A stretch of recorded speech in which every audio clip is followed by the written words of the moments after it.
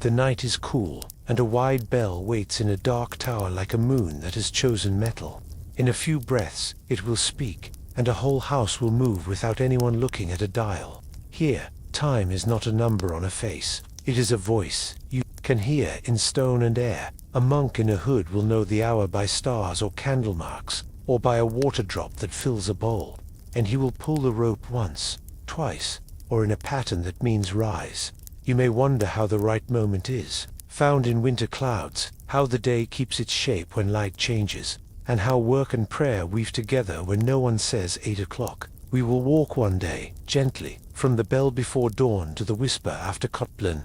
Along the way you will learn who guards the hours, why silence has rules, what the bread tastes like, and how the seasons stretch or shrink the spaces between. Bells breathe easy. In a moment, the first sound will travel down the stair, and the monastery will begin to count without counting. Before the sun thinks about its first color, a single brother wakes in the dark and listens. The world beyond the walls is quiet enough to hear a river change its mind, or a roof beam ease as the night cools. He is the keeper of hours, a sacristan or watchman trusted with the rope that will soon wake the house. If he does his work well, no one notices. The day simply begins in the right place. He learns this art not from a clock, but from old friend stars, candles, water, and the slow memory of his own body. In a moment, we will let him lift a shutter and meet the first of those friends. When the sky is clear, he reads the star map the way you read the face of someone you love. He knows where the large bear hides, and how far that small cluster has moved since he last slept. He knows the angle of the slanted window that frames a certain star at certain seasons. The abbey's east-west line, set long ago in the church, was built, helps him hold direction when his thoughts fog. He does not need a number, he needs a pattern. And if clouds have swallowed the stars, he has other ways to ask the night for its secret. In a moment, the candle will tell a story in wax. Candle clocks sound like a fairy tale, but they burn with steady sense. A thick taper is scored with marks that creep down at a known pace. Pins set at places that drop with a soft tap into a metal tray when flame eats to them. That tiny sound is a private bell for one man. Some houses soot the glass of a lantern, and scratch lines with a nail, turning night into a simple scale. A keeper learns how a quiet room and a full belly make the flame behave differently, and he adjusts with the patience of someone who sees the same task every day. When cold draws the wax slower, his thumb knows it before his eyes do. In a moment, water will join wax, because the other clock is a bowl that counts by filling. A water clock in a small chamber is humbler than the grand ones that later towns loved. Here it is, a jar set above a basin, a thread of water falling through, a reed into a marked vessel. The level rises while the house sleeps. The keeper pads in on bare feet, not to wake the brothers in the dormitory, and sees whether the surface gleams at the third line or the fourth. He knows the jars, moods in winter and in summer, how a chill night slows the drip and a warm night hurries it. If the reed clogs, he clears it with a straw. It sounds like nothing more than housekeeping, and that is the point. Monastic time grows from care before it grows from rules. In a moment, we will step outside this little workshop and let skin, breath, and habit become part of the answer. Bodies learn the bell before bells learn bodies. After years of rising for the same office, a man wakes a moment before his name is called, even when the sky pretends there is no morning. He knows the weight of covers at the hour of vigils, the dryness at the back of the throat that means too little sleep or too much wine at the feast last week, the ache in the legs that means yesterday's haying went long. No one writes these on a tablet, yet they hold the monastery's time as gently as any rule. The watchman feels this too. He fits himself into the house's breathing, neither too early with the rope, nor too late. That is the difference between an alarm and a summons. In a moment, we will look at the rope and the bell itself. The bell is a patient teacher, bronze shaped like a flower in reverse, thick at the lip, hung on a beam that knows every season. It waits. The keeper pulls the rope in a long curve, not a jerk, and the bell swings in an arc that has been learned by generations of hands. The first strike is a pebble thrown into a still pond. The second becomes a circle larger than the walls. The third reaches fields and hedges where a lay brother may be sleeping by a barn. Patterns matter. two slow, one quick, a pause, then a run of even strokes. Each monastery chooses its own language, and the house learns it the way children learn a parent's whistle in a market. In a moment, that pattern will move through stone and flesh. Sound in a church passes through stone as if they are old friends. It travels the nave, touches the dormitory rafters, and climbs the cloister walk, rounding corners that would trip. A voice, it loosens sparrows from their nests. The first brother stirs and knows whether this call is for vigils or for trouble, whether the bell is jubilant for a feast or restrained for a fast. He does not look for a number. He looks for meaning. If the abbot has asked for an earlier rising, the pattern announces it, and the house turns itself like a field of wheat in a breeze. In a moment, we will peer into the keeper's mind as he chooses that moment, because the rightness of when changes with the year. Winter makes deep pockets of night, and the office before dawn stretches to fill them. The same sequence of psalms that might take an hour in summer can rest in 2 in January, and the keeper knows this without counting. He sets the bell not only by stars, wax, or water, but by the measure of prayer he knows the choir can sing before the first light, expects Lord Summer, forgets patience, and gives bright mornings too soon. The keeper tightens the interval, letting words ride a quicker breath, so the two services kiss but do not overlap. Many historians think this seasonal stretch and squeeze was the true clock of monastic life, steadier than any dial because it answered the sky itself. In a moment, we will see how the rule wraps these choices with a modest cloth. The rule of a famous father in this tradition does not give hours as points. It gives them as habits tied to light and need. Rise in the night, to keep watch, praise at dawn. Break your day with psalm and work. It leaves much to the house to shape, trusting local weather, local bodies, local roofs.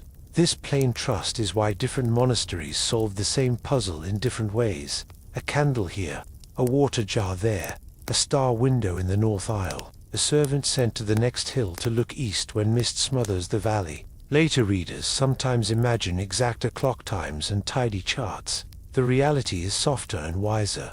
It is a woven thing, not a line of pegs. In a moment, we will follow the keeper down the stair as he checks the church before he rings. He walks through the nave with a small lamp. He feels for loose tiles with his toes, not to scold the mason but to spare a brother's foot in the dark. He straightens books on the lectern because a clean start makes clean voices. He glances at the oil in the sanctuary lamp and, if needed, tips a small jar to feed it. These chores look like delays.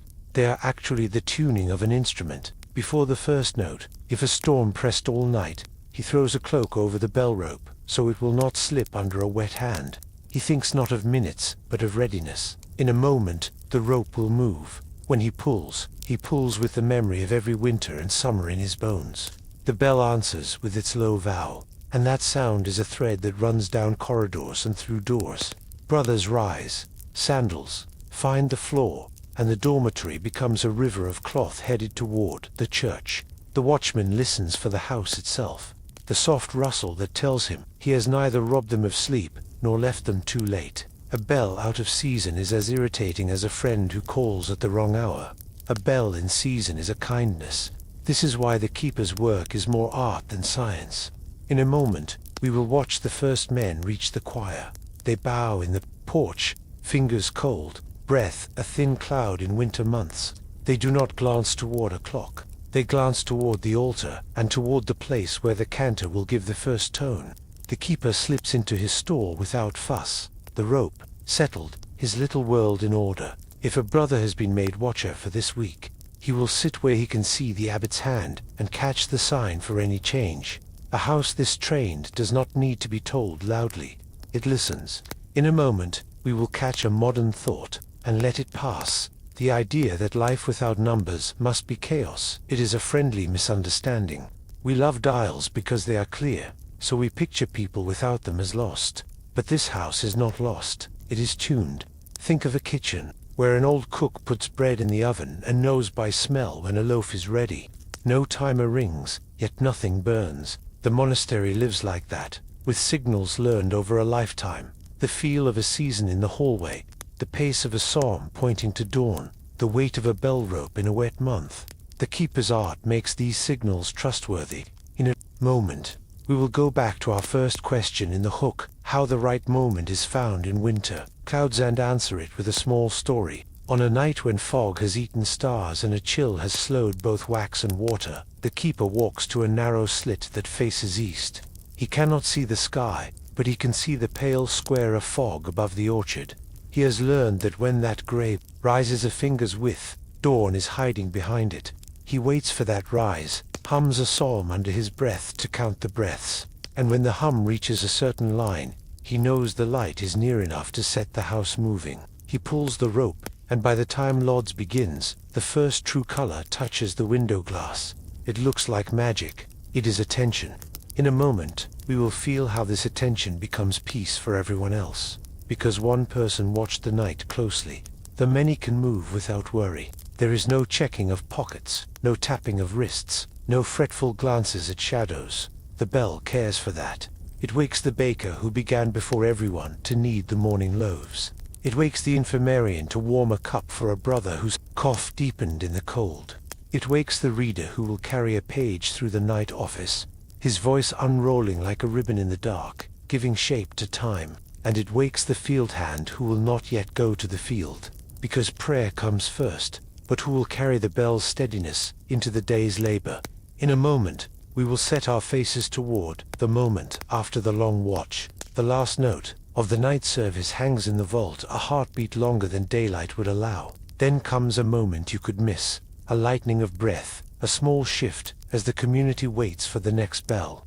The watcher has set it so that the gap is kind, neither rushed nor sagging.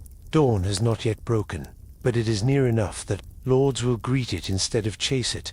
That is the promise of the title we carry when bells tell time. The day meets the light like two friends who planned their morning. We return to the question we opened with, and find that the answer sits in the keeper's hands and in the house's listening.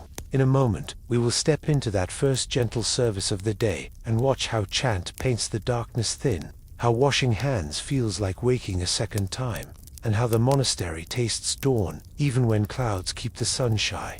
The bell that ended the night office has barely faded when the next pattern begins, lighter and more hopeful. It is the call that greets the coming light, even if the sky refuses to show it. Feet move with the same soft rhythm as before, but now there is a small lift in shoulders, a quiet expectation. Brothers pass from dormitory to cloister, and then to a stone basin set near the church door.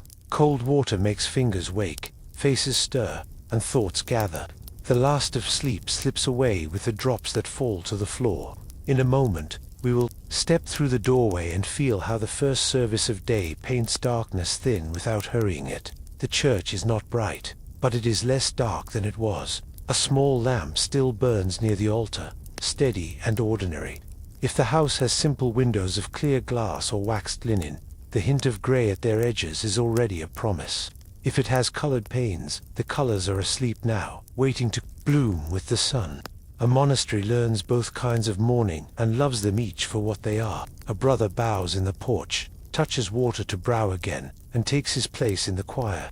They do not ask, "Is it 6?" because the bell and the window have agreed that it is time.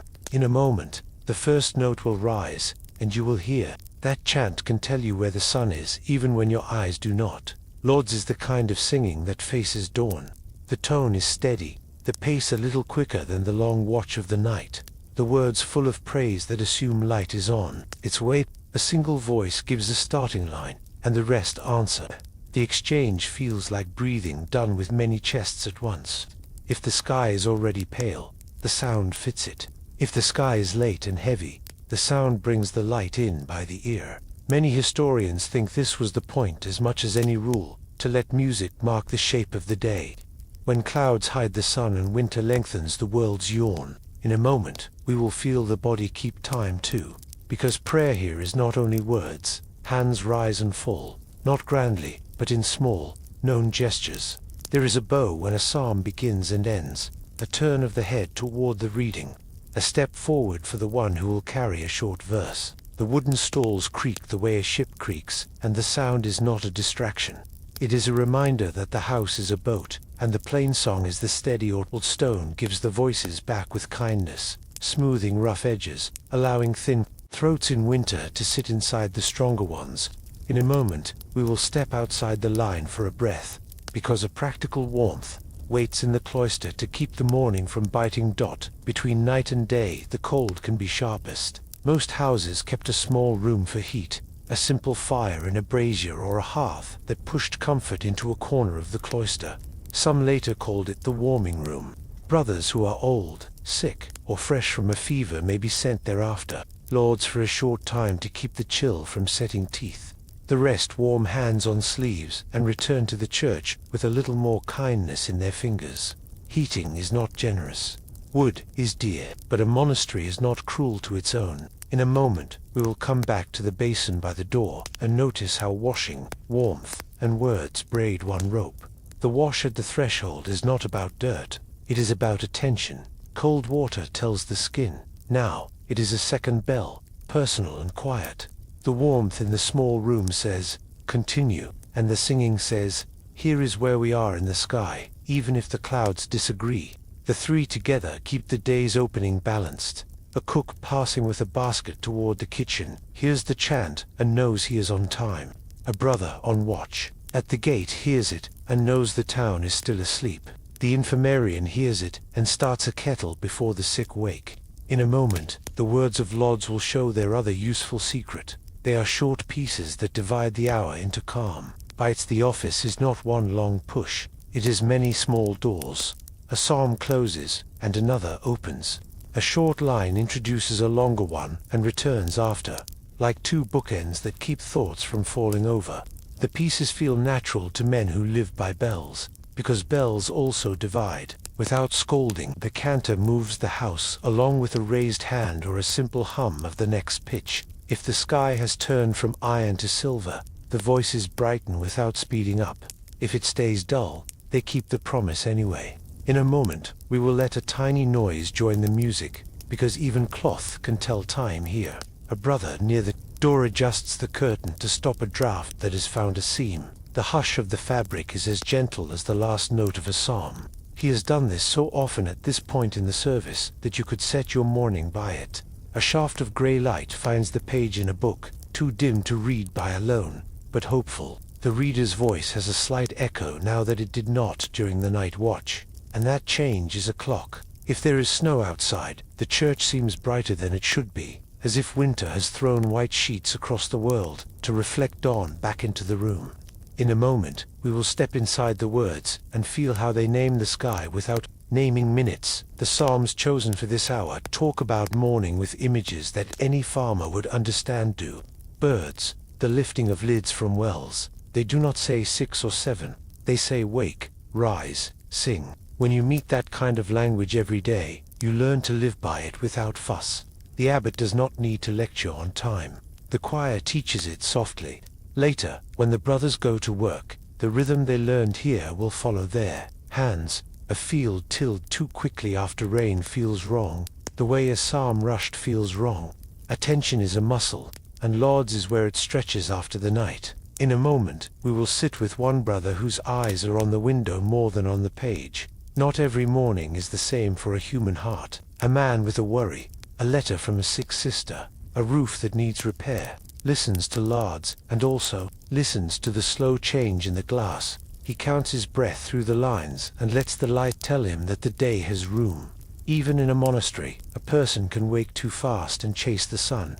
The hour teaches him to be patient without stopping.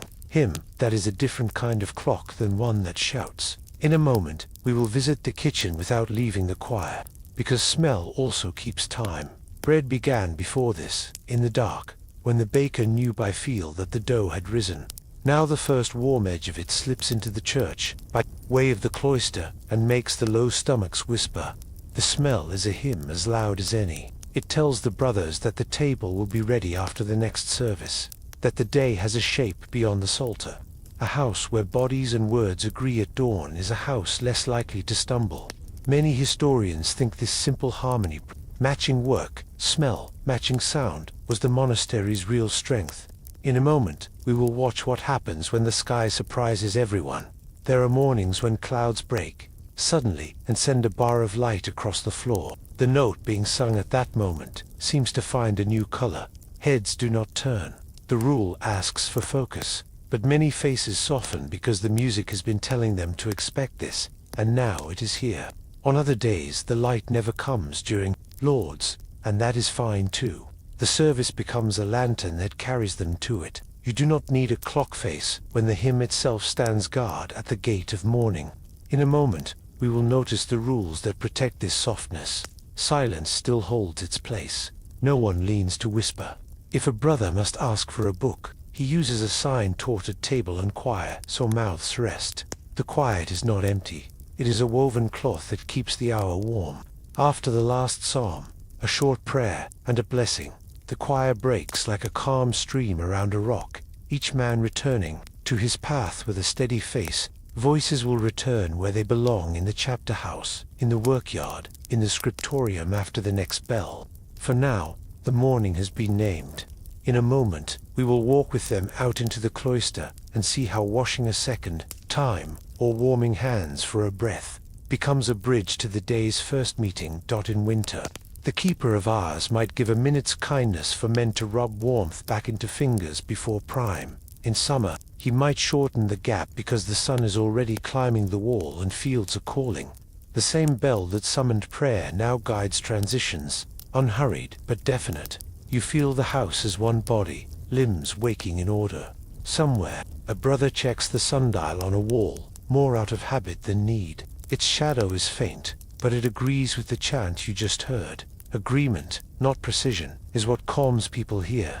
In a moment, we will step into the chapter room where the abbot waits to open the workday with a short reading and a handful of tasks. How the bell turns from singing to steering without changing its tone. Before we leave the church, look once more at the windows. They hold a thin, honest grey that will become blue or gold, depending on the season. Lodz has pressed a soft stamp on that light. You could watch the same window tomorrow and feel the same stamp, even if the weather ignores you. That is the secret of this hour. It does not measure the light, it blesses it, and in blessing it, makes it enough. We return to the thought in our hook about a day without numbers. You can see how the house keeps shape anyway, by voices that know when to rise, by hands that know when to warm, by noses that know when bread is near. In a moment, we will let the next bell sound and follow the brothers to prime, where words turn into plans, where a page is read, names are called, and work flows out like water from a spring. The next bell arrives like a hand on a shoulder, gentle and sure. The church still holds a little grey, but the sound now has a forward lean. Brothers file from the choir with calm faces and find their places again, not to sing for long, but to set the day in order. Prime is a short porch between prayer and work, a psalm or two, a brief reading, a few words that have walked this path for centuries, and then the house turns toward its tasks. Nothing here says numbers, everything here says readiness. In a moment, we will step into the chapter room and watch words turn into plans. The chapter room is close to the cloister, low and kind to voices. Its name does not mean a chapter in a book first. It means a chapter read aloud, a little piece from the rule or from a useful text that reminds everyone what kind of day this will be. A brother reads from a page that smells faintly of ink and dust. The words are simple: be moderate, respect the seasons, care for the weak, share the tools. The tone is not fiery, it is steady. It feels like someone tightening the last strap on a pack before a long walk. In a moment, we will see how this reading becomes chores without sounding like a drill sergeant. The abbot or the prior speaks softly, and the house listens the way a field listens to rain. Names are called in a pattern all know. The cellarer, who keeps food and keys, will check stores and speak with the kitchener about barley, oil, and salt. The infirmarian will look in on Brother Thomas, whose cough has lingered, and ask the gardener for mint and fennel for a simple draught. Two brothers will repair a hinge by the guest-house door. Another will go with the porter to sweep the outer path, so carts do not rattle over stones. No one asks, "What time should I be there?" because the bell will open and close each door of the day. In a moment, we will follow the words down a hallway and listen to how silence helps the plans travel. Silence in a monastery is not an iron lid, it is a quilt. It keeps warmth in and drafts out. In the chapter room, speech is allowed because speech belongs there. When the meeting ends, quiet returns, so that the plan can sit in each person's hands without slipping away. If a tool is needed, a set of taut signs says it quickly to fingers for a knife, a gentle curve of the hand for a basket, a touch to the forearm for a sleeve hand. No one needs to lean close and whisper. The quiet does not slow the day, it smooths it. In a moment, we will visit the scriptorium door and the field gate, because both will open after the next short prayer. Prime places one more small stone in the archway of mourning, a little blessing for the hours ahead. The community stands, the words fold neatly, and that's enough. A brother looks toward a sundial on the cloister wall, not to learn a number, but to greet a friend. The shadow agrees with his ear and his breath. You can feel the house turn outward, as one, like a flock of gentle birds lifting off a field at a shared cue. In a moment, we will walk with the kitchener and see how he keeps time with smell and steam rather than with hands on a dial. The kitchen wakes early, but it listens to Prime as much as the choir does. Bread that the baker slid into the oven before dawn is nearly ready to come out. He knows by the color of the crust, by the sigh the loaf gives when he presses it lightly with a cloth, and by the bell that has told him how many psalms have passed. Since he closed the door, the kitchener trims herbs and counts bowls by touch, not by chalk marks, because his fingers remember yesterday's set. He sets a pot to simmer and hums a short prayer to mark how long it should do so. When the hum finishes the fourth psalm in his head, he lifts the lid. In a moment, we will take a turn toward the fields and feel how the earth answers bells. The fields do not care about minutes, they care about weather and soil. Brothers heading out with hoes and baskets leave the gate as the last note of Prime rests on the air. They greet the lay workers who come on certain days for wages in bread or coin, and the rhythm is kind from the start.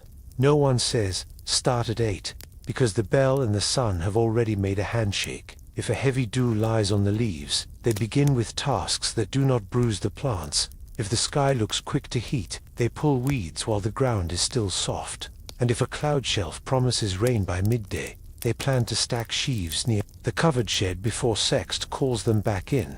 In a moment, we will step into the scriptorium, where time has a different smell. The scriptorium holds a warm quiet and a low light that favors concentration.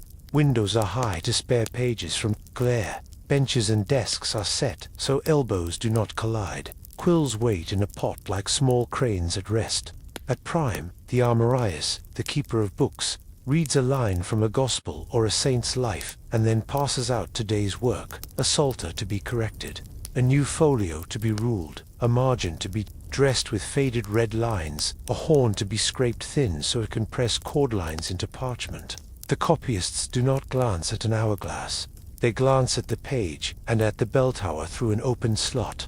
Terse will call them to prayer. Soon enough, in a moment, we will check on the workshop, where wood and iron answer to rhythm too.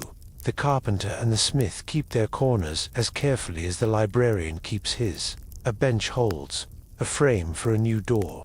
A small anvil waits for a strap, hinge that squeaked last week. The smith counts blows not like a wrestler counts, but like a drummer, steady and even. He has learned that if he begins right after Prime, he can finish heating and shaping a piece before Terse. The carpenter squares a joint and lets the smell of fresh oak tell him it is time to fit mortise to tenon. He does not rush.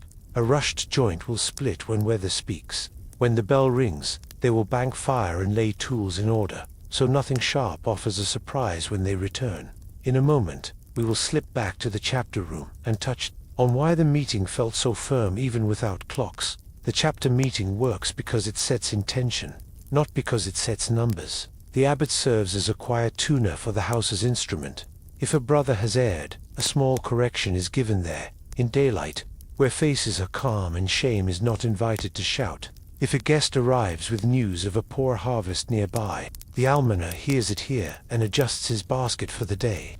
If the weather has turned mean, the abbot shortens outside tasks before anyone asks. This is planning as hospitality. The day holds people rather than hurrying them. In a moment, we will let a small myth sit in our lap and see how it shifts under our hands. Many imagine a monastery like a place where time is pressed flat and every moment is identical. That is a kindness to rule and a small unkindness to reality. In truth, The day is supple.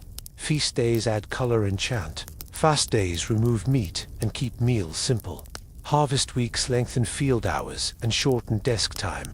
Winter shortens outside work and gives the scriptorium more voices. Prime recognizes all this without changing its face. It is the same bell, the same reading, the same calm, but it sends men into different shapes when the season asks. In a moment, we will listen to a brief modern analogy to see this clearly. Imagine a kitchen that chooses recipes by the market.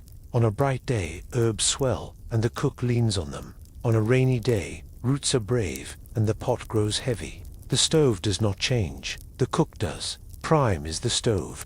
The chapter, reading, is the cook's glance at the basket. The bell is the hand that turns the heat up or down.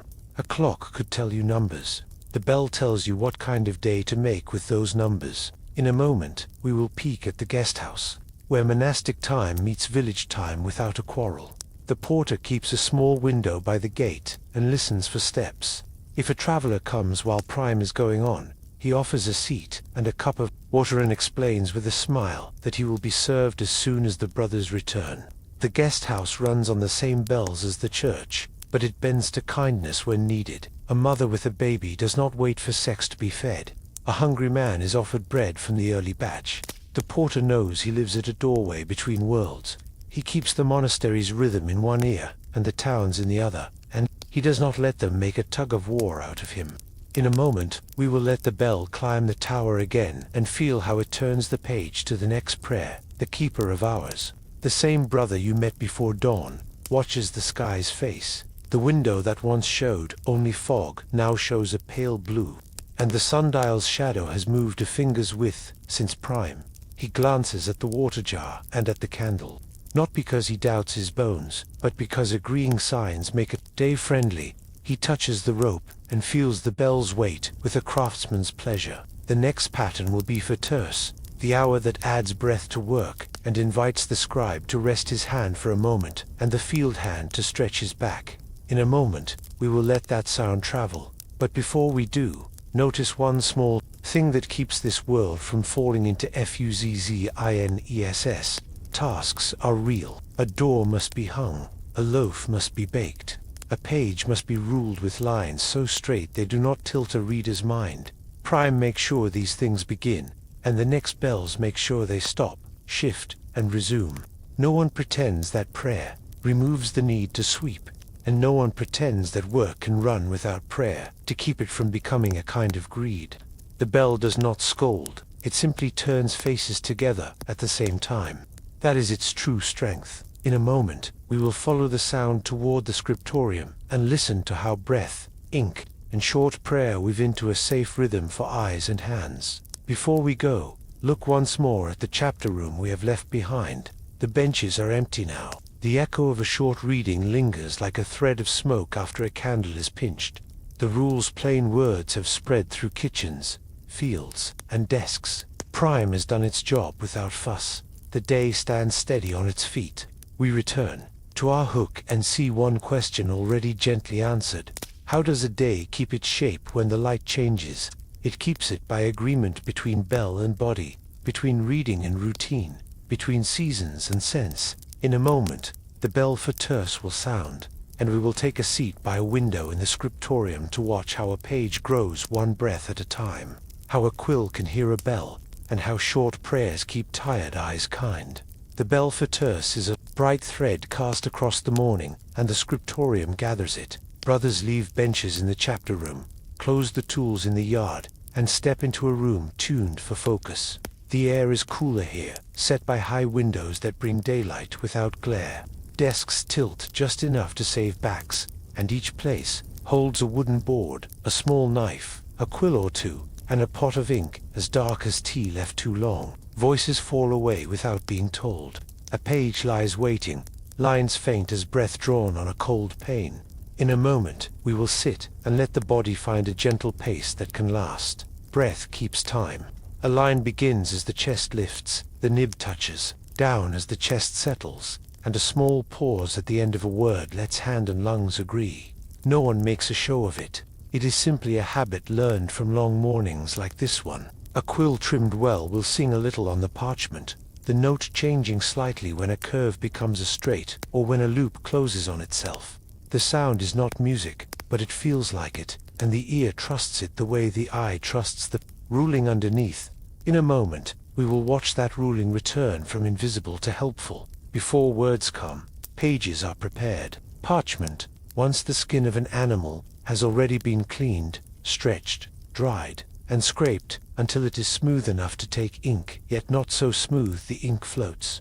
The lines are made by pricking tiny holes along a margin and drawing a dry point or a lead point across a ruler, leaving pale tracks that guide the hand. Some houses press those lines gently with a polished horn so the page remembers them without showing them too loudly. When the light is right, the lines shine just slightly, like a path at dawn. In a moment, we will bring the quill to that path, and feel how a good cut makes the day easier. A quill is a feather-turned tool. The scribe trims the tip at an angle to match his hand, opens a slit that carries ink, and shapes the nib so it makes a thin line when lifted, and a thicker one when laid down. He keeps a small knife for this, and for the mercy it can give later when a mistake must be scraped very gently away. Ink waits nearby, a simple recipe of oak galls, iron salts, and gum that dries to a brown black that the page loves. Sometimes, a scribe rubs a little powder of ground bone or soft sand over fresh strokes to help them set. Nothing here is wasteful. Even the crumbs of quill find use as kindling for the lamp in winter. In a moment, we will let the first letters walk out. Copying is not guessing. A master page, called an exemplar, lies on a stand where several eyes can see. The scribe takes a short phrase into his mind and carries it to his own sheet, setting it down carefully, then returns for the next. In some houses, a quiet reader once spoke the words for a group, but many monasteries favored silence, letting eyes and breath do the carrying. Capels may be left open for later read. The small joy of rubrication. A simple red line at a new psalm is not decoration first. It is a signpost for a tired reader months from now. In a moment, we will add the little prayers that protect hands and eyes from hurry. Short prayers break the work into safe pieces. Help me, breathed without sound at the start of a column. Have mercy, at the end of a paragraph. A Kyrie murmured in the mind if the eye has lost the line and must begin again. These phrases are not alarms. They are rests, like step in a shallow stream. The bell at terce gave one such rest. The next will come at sext. Between them, these little petitions keep pride from tightening the grip and keep sleep from softening the spine. You can feel how the rhythm we met in the church now travels in the hand. In a moment, we will meet mistakes. Kindly dot. To copy is to err, and to mend. A letter turns wrong. A line repeats. A word drops. The world does not end. The knife lifts the slip. A dab of pumice smooths the place, and a thinner stroke lays the right shape down. If the slip is too large to hide, a small note in the margin admits it, or a line curls under the trouble and points to the fix with a humble sign. Some readers, centuries later, will smile at these. They are the fingerprints of people, not machines. The Armorius, the keeper of books, moves slowly among desks to catch patterns a hand that tires too soon. A page that was ruled to light hand offers quiet course corrections like a helmsman. In a moment, we will draw closer to the page and taste the neat order of its space. Margins are generous. They leave room for breath, for gloss, for later voices to whisper beside the first. Columns stay narrow to spare the neck, so eyes do not travel too far before they are allowed to rest. The first letter of a section grows a little, not to boast, but to give a place for the mind to land. In books that serve worship, a stretch of gold or color may live at a feast day to make the page stand up and bow. But most pages are plain and useful, steady as a good bowl. The myth that every medieval book was a garden of painted birds hides the truth that most were fields of clear script grown for reading. In a moment, we will notice how bodies are cared for in this quiet room. The scriptorium shows a plain kindness to the human frame. Windows set high, save eyes from direct glare, and let cold air slide along the ceiling before it softens. In winter, lamps are used with care. Flame is a friend at a respectful distance. A warming stone may rest under a desk. For a brother with slow blood, no one is chained to a bench. The bell will make them stand, move, and pray before they return. Stretching is not a sin, it is sense. Ink is wiped from fingers with wool that has seen many mornings. A cup of water waits in the corner for throats that have counted too many small breaths. In a moment, we will visit a young hand learning to cut a quill. New brothers learn with quiet pride.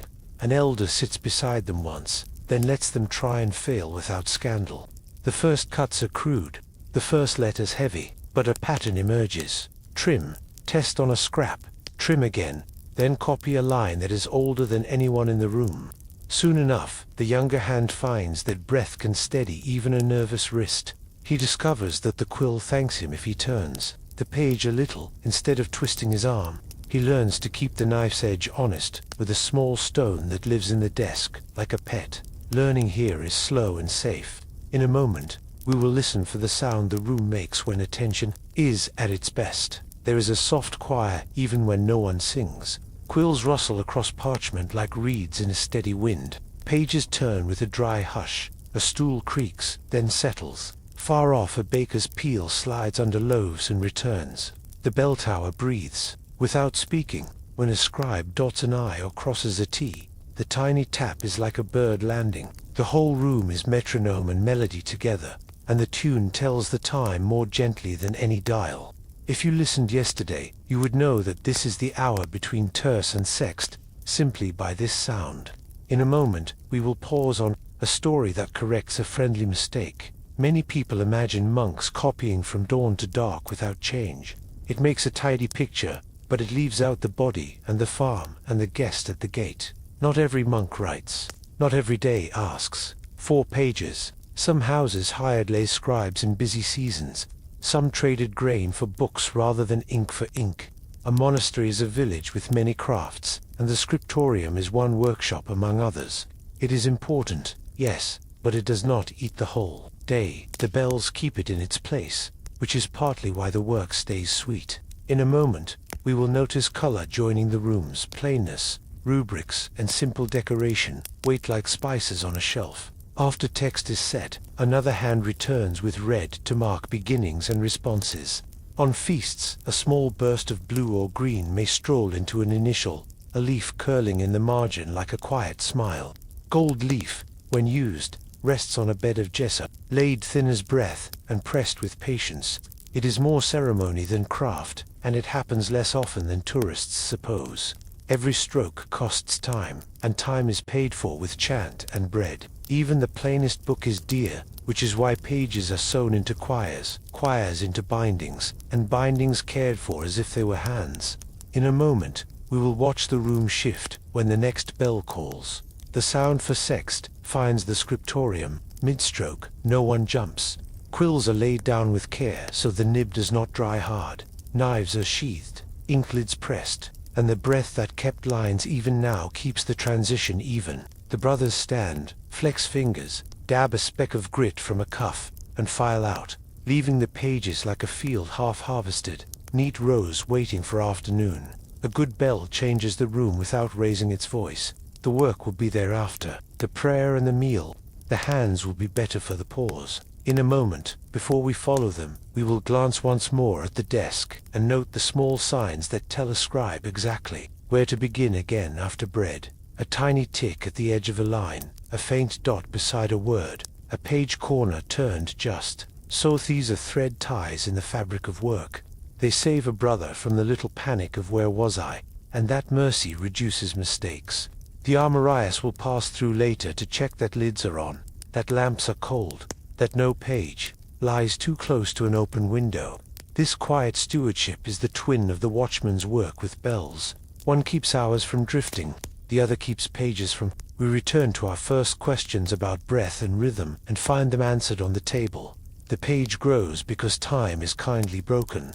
Now let's carry that kindness into the middle of the day, where sext will draw voices together again. The kitchen will turn steam into soup, and the refectory will keep its own slow clock, with a book read aloud, as spoons lift and lower. The bell for sext folds the morning like a page, and everyone turns it together. The scriptorium settles, the fields grow quiet, and feet learn the short path back to the church. The voice of midday has a different color, shorter lines, a steadier breath, and words that feel like shade at the warmest part of the day. The air in the nave is cooler than the yard. Stone keeps a small promise like a tree. Hands that just held quills or hoes now rest on wood, and the mouth that said little all morning opens only for prayer. In a moment, we'll follow that same calm into the kitchen and watch how pots move without a hurry. The kitchen has been listening for sext since dawn. It is a room of small fires and large patience, a pot that was set to simmer when prime ended. Now let's off a soft cloud that smells of onions and barley. The kitchener does not check a dial. He checks the way steam curls, the weight of a wooden spoon, the color at the lip of a loaf. Bread answers a tap with a hollow kindness that says, "It is ready." A boy who's learning the craft counts the last few breaths of the prayer under his own breath, and at the final word he lifts the lid and stirs once more so the soup will not skin. In a moment, that sound will pour into the refectory, which keeps its own slow kind of clock. The refectory is a long, clean room that sounds different from the church but respects the same hush. Light enters from high windows where birds sometimes pause to think. Tables run in honest lines, and each place holds a simple bowl, a cup, a spoon, a wedge of bread already broken to spare the clatter. A lectern stands to one side, the height of a brother's shoulder, waiting for the reader who will turn noon into a story. Seating has its gentle order, elders nearer the abbot, younger brothers at the far boards. Guests in a place of notice so kindness can find them, and yet the room feels like one table. In a moment, hands will be washed again, because water is the day's most faithful bridge. The lavatory near the door is a long stone trough with spouts shaped like small heads or flowers. Water runs without noise to show it is not hoarded, and towels hang in folds that a careful hand laid straight at dawn. Washing now is not about soil, it is about reset. Morning's ink, wheat dust, or field grit goes away, and the next hour begins with clean palms. The gesture is the same as before prayer, and it says the same thing without words. Pay attention. Brothers dry their hands and take their places in a silence that feels full rather than strict. In a moment, the abbot will give a sign, and the room's second voice will rise. The reader steps to the lectern and bows his head. He has been chosen for the week, and that choice gave him a small extra meal at daybreak, so his voice would not faint while others eat. He opens a book that carries a life story, a sermon, a chapter of scripture, or a useful tale about patience in small things. The first sentence is a bell of its own. Spoons lift, bread dips, bowls tilt, and the rhythm of eating takes the pace of the voice. A good reader does not rush a hungry house, and he does not drag a thin stew. He keeps the words even, like steps along a cloister walk. In a moment, that voice will do what a clock does without the sharp tick. Reading divides the meal just as Psalms divided the morning. A pause after a short chapter becomes a chance to drink. A longer story stretches across the second ladle of soup. When the reader reaches a point that the house knows, a server glances at the abbot and moves down the line with a board of cheese or a tray of cooked greens. The servers are chosen too, and they eat later, with the reader in a quiet corner, so their hands can be free now. There is no chatter because the words in the air do the talking for everyone. In a moment, we'll notice the food itself, because it also tells time through the year. The table changes with seasons the way a field does. In Lent, bowls hold simpler fare, and portions lean light to keep the body listening. On feast days, a second cooked dish appears, not to tempt, but to honor the calendar's high notes. Fish visits often where rivers allow, and gardens send what they can without pride leaks. Beans, cabbage, herbs that carry sunshine even in cold months. Meat from four-footed animals is rare in the main hall, and appears more often in the infirmary. For the sick or the very weak, moderation is the plain rule most houses kept. Wine comes watered if the cellar allows, a safer drink than raw river, and a lesson in temperance with every cup. In a moment, we will hear how fasting and feasting keep peace with each other without numbers on a wall. Fasting seasons do not shout, they narrow the lane. The bell sounds the same, but the table knows. There is less salt, more roots, slower chewing, and the reading may be a little longer to fill the space where a luxury would sit. When a high feast comes, the bell still sounds, the same, but the table smiles. A better cheese, a sweet at the end if the beehives were kind, a fruit saved from summer in a cool storeroom. These details tell the tongue what the calendar told the ear at dawn. Many historians think this balance trained the town beyond the wall as much as it trained the monks. Bells taught the streets when to open and close, and menus taught them when to lean or to lift. In a moment, we'll come back to the signs that protect silence while soup steams. If a brother needs salt, he uses the sign for it, a small turn of fingers that everyone understands. If he must leave, he nods toward the door and waits for a server's eye. If a bowl is finished, it rests quietly, and a small mallet taps the lectern when the reader's chapter ends, not to scold, but to guide. These signals are the punctuation of a meal that means to feed more than the stomach. Silence is not a vacuum here. It is a language that lets words from the lectern be the only ones, so that pride, gossip, and complaint stay outside. In a moment, a psalm will sow the last hymn on the hour. When bowls are empty and bread is mostly crumbs, the abbot raises a hand. The reader closes the book with a sound that the room knows, like the last chord of a song. A short psalm is said together and a simple grace follows, thanking without boasting and asking for strength to carry the afternoon with the same steadiness. Spoons are placed carefully, benches slide back, and the house moves with cleaned faces toward the door. The servers carry the last bowls to a side table, and the reader finally eats his own portion with one or two companions in a quiet corner, the book resting like a friend by his elbow. In a moment, we will slip into the kitchen again to see how time keeps moving there, even as the room cools. Pots are rinsed with hot water saved from the boil, and ashes are sifted to clean wooden boards. Nothing with a second use is thrown away. The kitchener counts loaves for the evening and listens for the next bell in his bones. He sets aside a small portion for the poor who will knock after none, and he keeps a jar ready for the sick, who cannot wait for the refectory's schedule. In this way, kitchen time folds into alms time without friction. The smell of cooked barley gives way to the clean smell of scrubbed wood. The window holds a square of day that has deepened a little since sext, and that square says more than a dial about how long the house has to rest. In a moment, we'll step into the cloister and feel how the meal opens a breathing space. After a midday meal, many houses allowed a short rest or a quiet reading in the cloister while the heat stood still. The word nap is too modern and too soft for what this is. It is more like a pause, a deliberate loosening of the rope, so the afternoon does not fray. A brother leans against a pillar with a small book and lets his eyes graze a page until they decide to close for a stanza. Another walks the covered walk slowly, letting the reader's voice from lunch keep speaking in his memory. A few take a moment at the garden beds to move a snail or to pour a ladle of water onto a plant that seemed tired at dawn. In a moment, we will touch a myth that often follows monastery meals and give it a gentle shape. People sometimes imagine heavy feasting every day behind stone walls, but the truth is lighter and steadier. Regular food, made well, eaten in company, and kept in proportion was the ideal, with exceptions for sickness and celebration. That steadiness trained bodies as much as bells trained minds. A stomach that expected moderation also expected work. A heart that expected readings at table, expected kindness in speech after. The hush at lunch did not make men stiff. It made them unbroken by noise. The next bell would come soon for none, and fields, workshops, and desks would wake again. In a moment, we'll follow that next note and watch how afternoon labor takes the morning's rhythm in its hands, how gardens notice clouds, how the infirmary measures care, and how the bell keeps the edges of the day soft, even as tools grow busy again. Before we go, take one more small picture with you from the refectory. A spoon lifted and lowered in time, with a sentence, a server pausing at the exact word that let him move without blocking a sightline.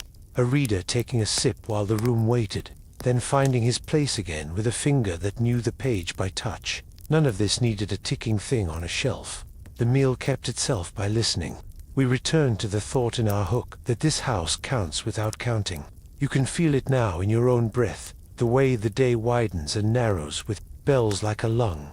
In a moment, the next bell will cross the courtyard, and we will go with the gardener to his tools, with the infirmarian to his bench of herbs, and with the lay brothers to the gate. where the world outside and the world inside trade news in a language made of kindness and time. The Belfer nun steps into the cloister like a calm friend, returning after a short walk. The brothers finish their rest, smooth her sleeve, and rise. The tone is lighter than Sext, with a bit more edge, as if it has put its hands on its hips and said, gently, let's continue. The church holds a brief prayer that folds the noon, shut and opens the afternoon. Nothing feels sudden. The hours turn like pages with wide margins. In a moment, we will follow those pages out into the garden, where soil listens to bells almost as closely as men do. The garden has its own choir. Bees make a low note wherever time lifts a flower. Water gives a light tap under a spout that fills a basin, and the basin answers with a cool ring when a ladle touches it. Brothers bring baskets and short-handled hoes and look at the sky before they look at the beds. If clouds are building into towers in the west, they harvest before they weed. If the air is steady and the soil loose, they kneel and move slowly down a row, flicking young weeds out with a flick that spares roots. In a moment, we will step closer to the herb beds and see how they keep a clock that has nothing to do with numbers. Medicinal plants speak in smells and textures. Mint asks for more water by drooping. Sage likes the sun but complains if its feet sit wet. Fennel tells you the year is full when its heads swell into bright umbrellas. The infirmarian walks here often, even when he is not cutting. He pinches a leaf, rubs it between fingers, and lets the scent remind him which jar is getting low. A bell cannot tell him that, only leaves can. He marks his place with a small stake or a stone turned on end, a quiet sign that a certain bed will meet his basket after prayers. In a moment, we will carry that basket into his room and listen to the other kind of afternoon. The infirmary feels like a chapel turned inside out. Light is softer. The smell is not incense, but clean linen, warmed oil, and a little sharpness from vinegar. Beds are simple, low, and close enough that a whisper can cross from one to another, yet far enough that each person keeps a small island of dignity. The infirmarian keeps a wooden board, where he sets cups, spoons, and jars, and a small brazier that holds a steady heat. He knows this room's calendar without pages, the coughs that deepen in damp months, the sore hands after harvest, the quiet eyes of someone who is simply old. In a moment, we will watch him measure without measuring. He counts by breaths, and by the time a story takes to tell, he warms a cup of broth and holds it in his palm until the heat softens. He stirs a tisane of mint and fennel for a stomach that will not settle. He smooths a little oil into a stiff shoulder while reciting a short prayer in his head, not because the words make magic, but because they keep his touch even. He teaches a younger brother to fold cloth so it does not rub, to lift a person without pulling skin, to set a bowl where a hand will find it in the night. None of this needs a sundial, it needs attention. In a moment, we will return to the garden door and find another craft that tastes time. Brewing. The brewery is cool and smells like fruit without fruit. Barley, malted and dried, waits in sacks that thump softly when moved. A mash tub sits like a small, patient pool, and the brewer listens to it as if it could speak, which, in a way, it can. He draws water that has warmed to the right kindness, not scalding, not cool, and stirs the ground malt until the liquid grows the color of weak tea. He tests not with a thermometer, but with a finger and with memory.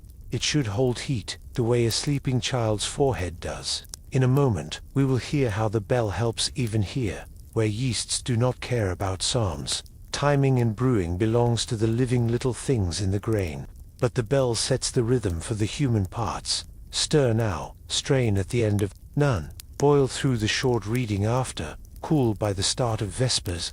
He throws in a handful of herbs when the boil begins to dance, not to prove a recipe's pride, but to keep the drink clear and friendly. In some houses hops are known. In others, a handful of bitter greens plays that older role. The brewer keeps a smile ready for the cellarer, who will come to ask gently when the casks can be rolled into shade. In a moment, we will turn to the bakehouse, where heat has a different voice. The bakehouse carries the day's sun inside, even on cold afternoons. The oven, a round mouth of brick, holds the morning's fire behind it, and the floor of it radiates a steady kind of warmth. The baker judges the readiness of the oven by the blossom of flour thrown on the hearth. If it browns slowly, he waits. If it burns, he swears softly at himself, and opens the door a hand's width to let the breath out. Bread for the evening, or for tomorrow, stands under cloth, rising not to a schedule written on a slate, but to the song of yeast and weather. The bell tells the baker when he has time to wait, and when he does not. In a moment, we will step outside where tools hang, and learn how they talk to hands. Tools keep promises if you listen to them. Aho says when its edge is tired by the way it bites. A sickle sings a lower note when a stone nicked it unseen. A rake asks for a new tooth where a gap makes it catch wrong. Brothers sharpen at a bench before returning to the beds, rubbing iron on stone until the sound is steady and a fingernail catches on the edge. Their oil wooden handles with what the kitchen spared from the lamp, because wood dries like skin and splits if ignored. These small mercies prevent accidents more reliably than busy prayers alone. In a moment, we will feel how weather, tools, and bells keep each other honest. Weather can flatter ambition or mock it. A bright start can tempt a person to take on more than the afternoon can hold, and a bell is a kind friend here. It says, "Stop and drink," when the sky still looks kind. It says, "Return," when clouds pretend they will wait. Tools answer too. If the hoe drags and throws clods, the soil is not ready. Do something else. If the rake raises dust that hangs, wait for dew tomorrow.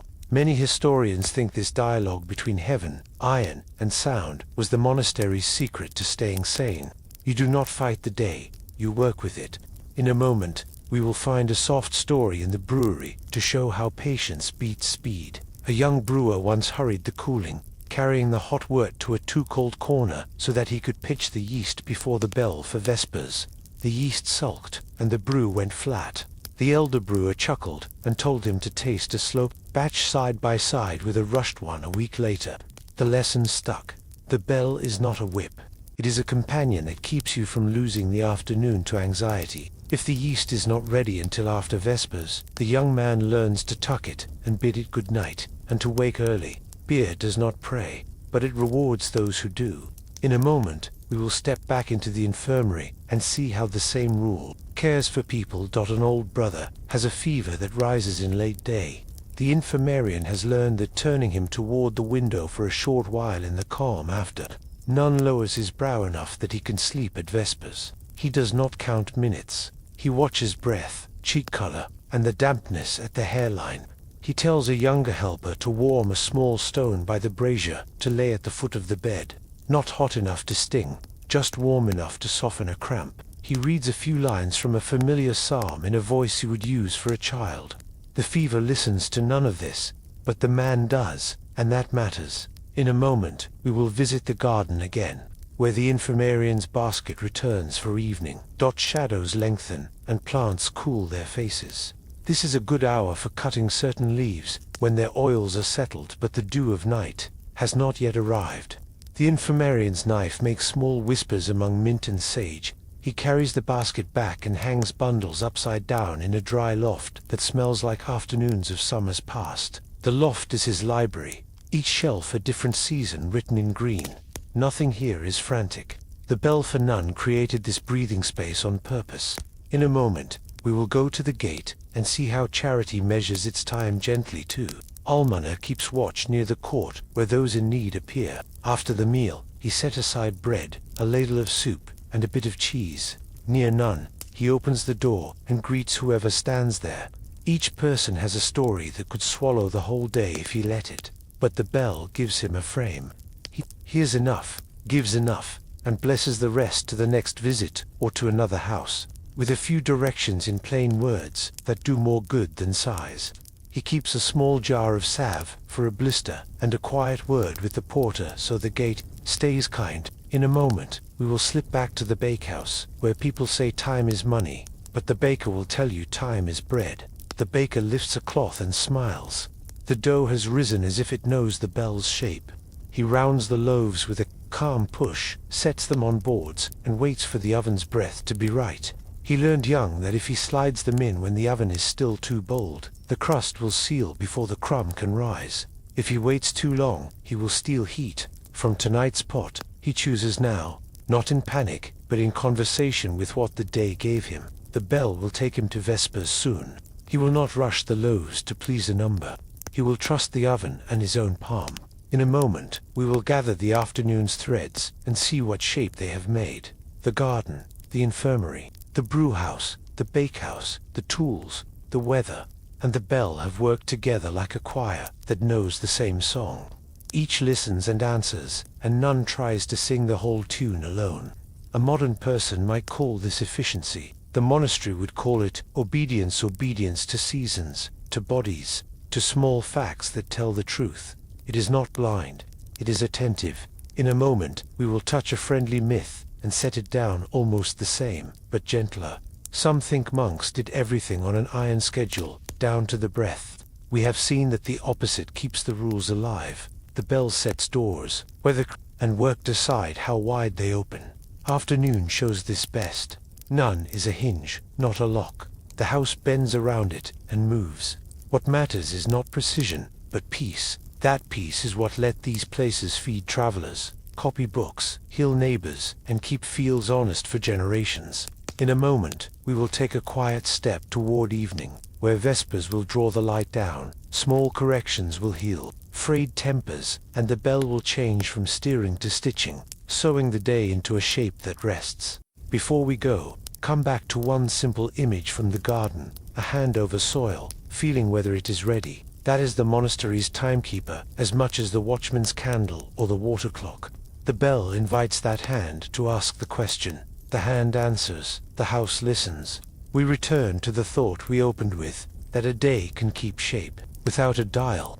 You can feel it now in the afternoon, as strongly as you did at dawn. In a moment, the bell will rise with a deeper tone, and we will walk into the warm light of vespers, where words are shorter, colors grow long, and the community learns how to end a day as well as it began. The afternoon has turned warm gold, and the bell's echo has softened into the hush that comes before evening work is put away. This is the hour when doors matter. A monastery has many rooms, but the threshold is its most delicate instrument. It is where outside time and inside time meet market hours, cartwheels, and town gossip arriving at the same wooden bench, where a porter sits with a kind face. He listens with one ear toward the road and one ear toward the tower. If vespers is near, he shapes his welcome so both worlds keep their peace. In a moment, we'll sit on that bench and watch how the gate tells time without a clock. The porter's job is not to hurry people, but to give them a shape to move through. A traveler comes with dust on his cloak and a small story on his lips. The porter nods and offers water first, because thirst makes all talk crooked. He says simple words that have been said for centuries in one form or another: welcome, peace, wait, errand. He sends a message inward with a bell or with a boy's feet. Inside, the guestmaster turns his tasks to face the door, and a bed is made ready with clean linen kept for this purpose alone. No one looks at a dial. They look at the bell, at the sky, and at the traveler's shoulders to know what kindness is due now and what can wait until after prayers.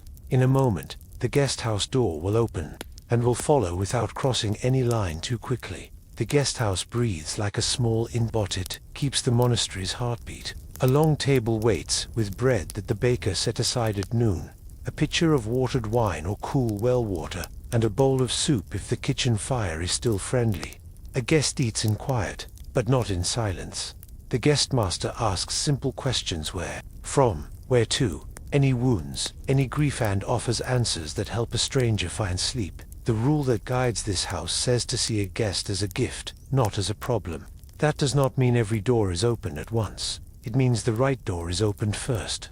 If vespers is close, the guest is invited to rest, and, if he wishes, to listen. From the back of the church, where footsteps won't trouble anyone. In a moment, we'll step back to the gate, because the threshold also keeps promises to the poor. We met the almoner earlier, giving bread and salve after none. That small ceremony is the monastery's handshake with the town. The line may be short or long depending on the season. A bad harvest brings many faces. A rainy week brings blisters and coughs. The almoner measures by looking, not by counting. He keeps back enough that tomorrow will not be empty. He gives enough that today will not be bitter. When the bell for vespers is near, he closes gently, with a phrase that keeps dignity come. Tomorrow, at this same bellend, the porter echoes it. In a moment, we'll notice another set of footsteps that belong to the house but walk a different path. The lay brothers, or conversely, in many houses, keep a schedule that leans more toward field and craft, and less toward long choir hours. They are not lesser. They are the hands that make certain the bell can be obeyed by others. Their prayers are real and regular, but shorter. Their psalms are fewer. Their tools are nearer. In busy seasons they eat apart so that the plough does not cool, and the gates do not wait. They listen for the bell as closely as any monk, and answer with different tasks. This arrangement lets the monastery meet two clocks at once, the sky's slow arches and the world's sudden knocks. In a moment, we'll follow a lay brother to the gate at dusk, and see how he speaks both languages without raising his voice. At dusk, a miller arrives with a sack and a worry about rain. Grain wants dry walls. The lay brother weighs the sack with hands that have done this in every season. He writes nothing down. The miller's mark on the cloth and the lay brother's memory walk side by side. A small token is given, a promise that the sack will return after Vespers with a fair measure of flour. The lay brother's day has lines like any page in the scriptorium work between none and Vespers, prayers at set doors. A simple meal to follow, and the miller's day fits into those lines for a moment. Time cooperates when people do. In a moment, we'll return to the guest house, because night travelers have a different pace. A rider who comes after sunset does not wait long at the gate. Hospitality bends rules when safety is at stake. The porter offers a stool, the guestmaster brings a lamp, and the stables take a tired animal with quiet hands. The guest house has a room kept close to the door for such arrivals, with a blanket warmed at the hearth in winter, and fresh rushes underfoot. In summer, if Compline is very near, a single bowl and a heel of bread appear without fuss, and the rest of the welcome waits until morning. Everything turns on one polite fact. The bell calls the house calls the guest. No one calls the guest away from shelter. In a moment, we'll step into the small court where the lay brothers and the almoner sometimes meet the village in a different key. Market days loosen the weave a little. Farmers bring eggs, onions, and bundles of flax. The cellarer meets them with scales that are honest because the bell made honesty a habit. Barter is as simple as a handshake, and prices follow the season, not a haggler's pride. The monastery does not aim to beat the town. It aims to feed the house, and to leave the poor better than they arrived. When Vespers leans close, the court thins without a shout. The porter closes the outer door with a phrase that feels like a blessing rather than a barrier. In a moment, we'll pause on a small detail: how the gate keeps silence without turning people away. Inside the walls, silence has lanes. The gate is one where speech is allowed in its right measure. The porter does not whisper questions a traveler cannot hear. He speaks clearly and short, with a smile that says the house is quiet, is not a wall against the world. If a guest begins to tell a long tale at the wrong hour, the porter's hand finds a gentle gesture, learned from years' sit-rest. We will speak again after the bellend. The tale waits without bruising. Later, at the guest table, the story can stretch its legs. In a moment, we'll touch a friendly misunderstanding that often follows monasteries across time. People sometimes imagine that monks hid from the world, like stones under water, and that guests rarely entered. In truth, most rules made a point of welcome. A monastery might be a day's walk from the next one. A safe bed for a traveler could save a life. The trick was not to become a tavern. Bells made the trick possible. They marked when to open the gate wide, when to hand bread over the sill, when to sit with a stranger and listen for the name he did not say at first. The porter and the guest were translators between two time zones that shared a road. In a moment, we'll return to the lay brothers one more time, because their evening looks like a bridge to ours. When shadows lengthen, the lay brothers finish tools and sweep thresholds. They check the hinge, repaired after prime, and oil the latch that complained at noon. They carry a small basket of scraps to the animals that live near the walls, and they bring water to the troughs so no one drinks hard out of habit in the morning. Their prayers are shorter, but they lean close to Vespers, and their hands calm themselves before the bell rings by doing these last plain mercies. If a guest lingers in the yard, a lay brother will point him gently toward the bench, where the guestmaster will find him after prayer. In a moment, we'll We'll follow the line of the setting sun toward the church door. Hospitality meets the choir again at evening. Sometimes a guest listens from the back with folded hands, taking in words he does not know by heart, but knows by tone. Sometimes he sits in the guest house garden and hears the psalms float across a wall like birds. The almoner closes his cupboard, the porter hangs the keys on their peg, and the village steps back into its own rhythm as window lights wake in cottages beyond the field. The hour has been generous and firm at once. Outside time and inside time shook hands and did not quarrel. In a moment, we'll add one more thread, small letters, small favors, and how the monastery answers them without losing its breath. Now and then, a messenger brings a letter, sealed with wax for the abbot, or for a brother who once served in a distant house. The porter knows the sign that says it must wait, and the sign that says it must be carried in at once. News moves slowly, and that is often a mercy. The monastery tends to lives, not headlines. A lost child found, a field washed out, a widow needing a roof. These are the messages that fit best under these arches. They can be answered with bread, with a team of hands, with timber from a dry shed. When big news does arrive, the abbot reads it with the same calm he brings to the chapter room. Bells do not ring for gossip. In a moment, the day will turn toward Vespers, and hospitality will fold itself neatly so prayer can open without rust. We return to the bench by the gate. The porter looks once at the road, once at the tower, and once at the guest house door. All is in place. The almoner's shelf is light but not empty. The lay brother's tools hang clean. The guest master's lamp is trimmed. The threshold feels warm to the hand, as if it had held many palms today and kept their prints. The monastery will not lock the world out now. It will simply slow the door so that both sides can breathe. We return to the promise we made at dawn. This house counts, without counting because it listens. In a moment, the bell will rise with that deeper note we have been expecting, and we will walk with everyone else into Vespers, where voices learn how to set down the weight of an afternoon and pick up the cool of evening without losing a step. Evening steps into the cloister quietly, the light turning pewter and then honey as the sun lowers itself behind the roofs. The bell's deeper note gathers the day, not to push it forward, but to smooth it flat so no sharp edge catches a heart.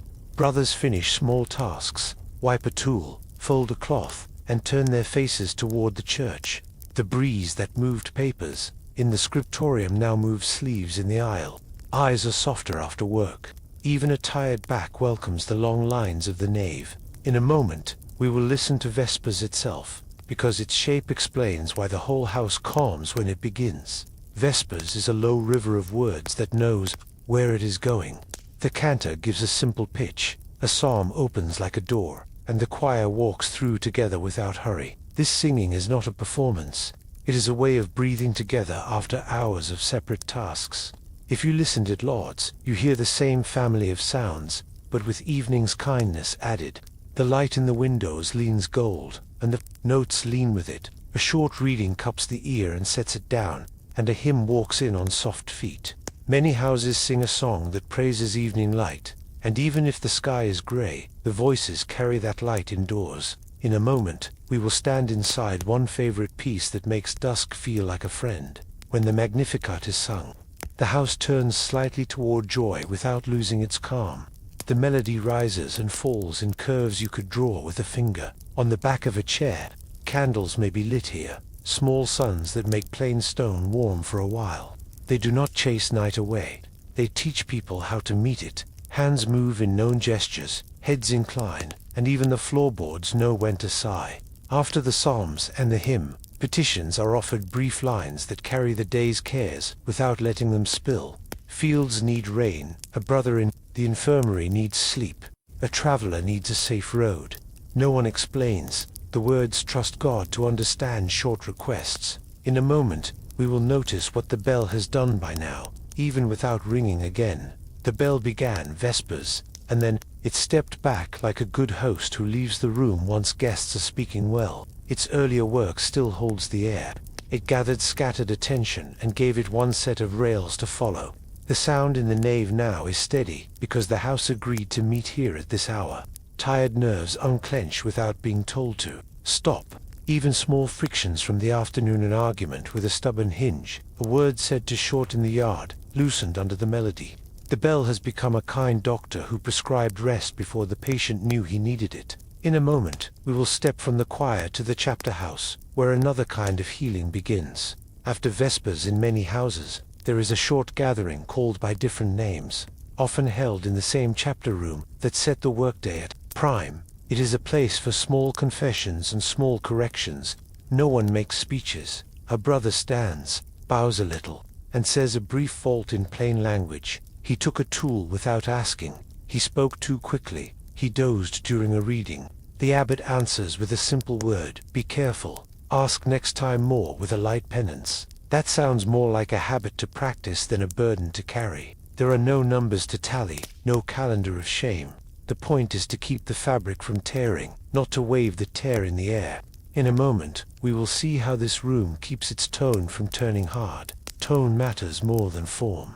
Many historians think the best communities kept the chapter room free of sarcasm and performance. The man who speaks about himself speaks briefly. The man who heard a harsh word at noon may say so once, not to score a point, but to pull a thorn so it stops hurting both people. If a brother was rough in the garden, he can ask pardon here in a sentence, and the one who received it can answer. In the same small measure, sometimes both men lift a hand in a little sign that means peace. The room learns to forgive in the way a hand learns to write, by doing it every day, not by feeling grand. In a moment, we will return to the rules of silence, because they hold this hour like a frame. Silence is not the same as secrecy. After Vespers and chapter, the house returns to its quiet lanes. Words are used where they belong, and signs do. The rest, if a brother needs a book for the evening, he draws a small rectangle in the air near his chest. If he needs a lamp, he curls his fingers like a flame. If he wants bread, his hand makes the simple shape of breaking. These signs are not clever tricks. They are tools that let the house keep peace without shutting down care. A cough in the infirmary still earns a voice.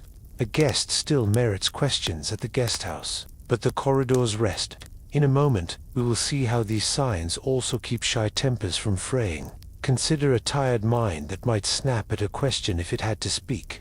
A sign for "please pass the salt," a finger toward the water jar, a small bow to say thank you. These motions carry kindness into a room without load.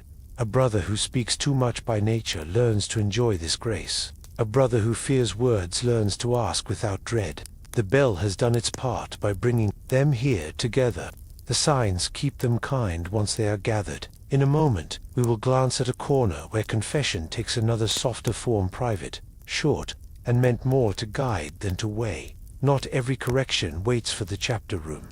A monk may step to a side chapel after Vespers and whisper a few faults to a priest in the simplest manner. Impatient looks, a jealous thought, a loaf cut too thick for himself when the table was thin. The priest, who knows the house, and knows that tiredness and pride often wear the same coat, gives a small penance that helps the hand learn gentler habits. Carry a bucket for another. Sit nearer the brother you avoid. Read a psalm slowly. It is a medicine, not a sentence. Many historians think we misunderstand this practice when we imagine great drama. Most evenings it was like a doctor's quiet advice before bed. In a moment, we'll return to the choir stools, because Vespers leaves behind a warmth that will take up dot when the office ends. The last chord hangs briefly like smoke from a snuffed candle, and then thins into the stone. Brothers bow, make the sign they always make, and file out with a rhythm this house knows by heart. The transition is smooth because nothing is surprised. The bell and the rule have taught these steps for years. Workbenches are tidied, lamps trimmed, and doors checked. This is when the bell heals frayed nerves most clearly, not by scolding, but by giving everyone the same narrow bridge to walk across from day to night. A person who almost said something sharp now has something polite to do with his hands. In a moment, we will walk the cloister and notice small rituals that stitch community quietly.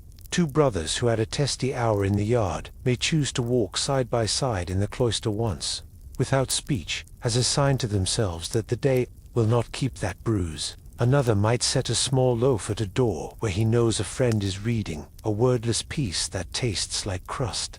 The infirmarian passes through with a basket, and someone lifts it for him without being asked.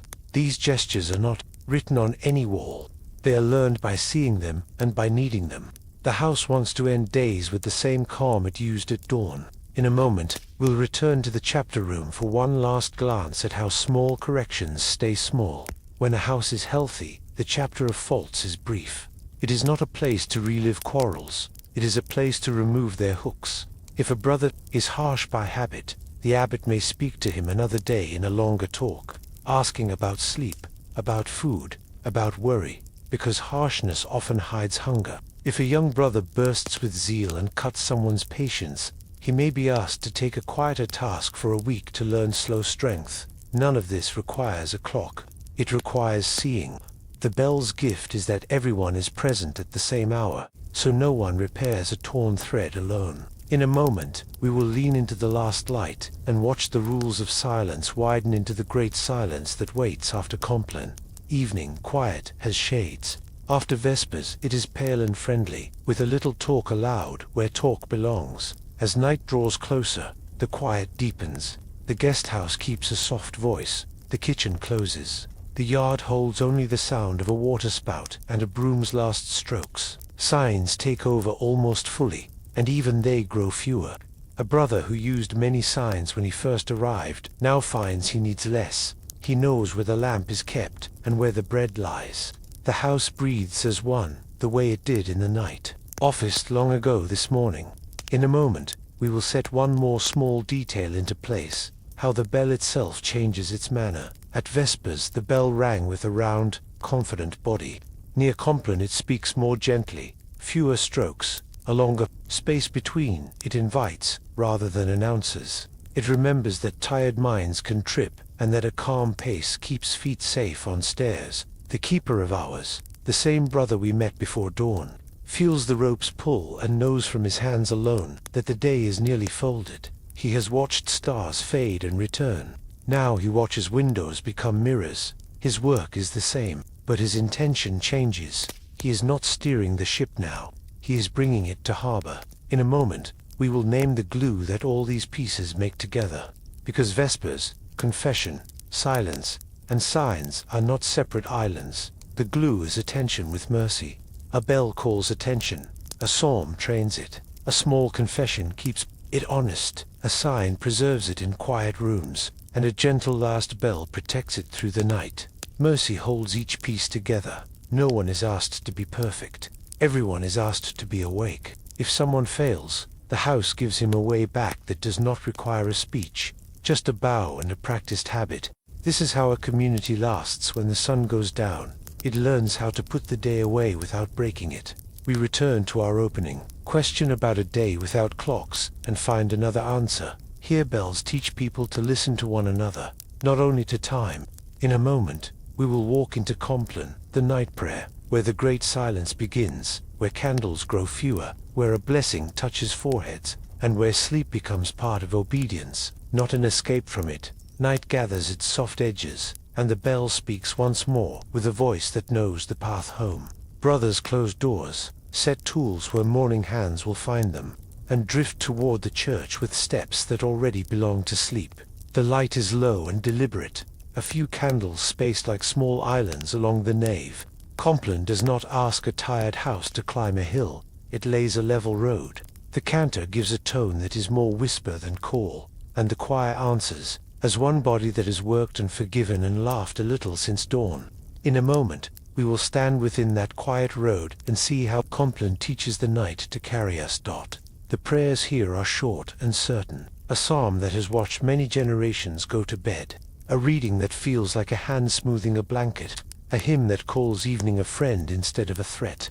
There is often a small moment to look inward, a simple examination without drama. Where was I sharp? Where was I kind? Where did I forget to listen? Faults are named in the heart with the same plainness that the chapter room used earlier, and then they are set down so the night does not have to hold them.